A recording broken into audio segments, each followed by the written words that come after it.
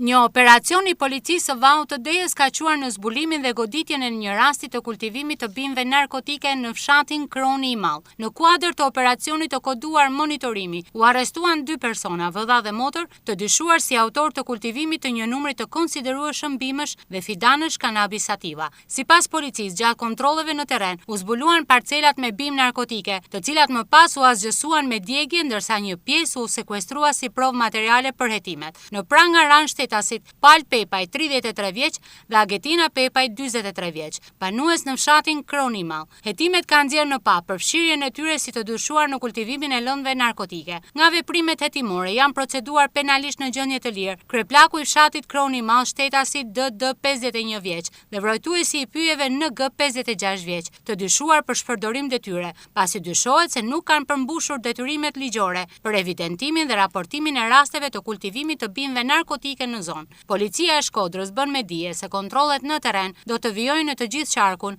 në kuadër të planit të masave për parandalimin dhe goditjen e kultivimit të bimëve narkotike. Materialet janë referuar prokurorisë së Shkodrës për veprime të mëtejshme hetimore.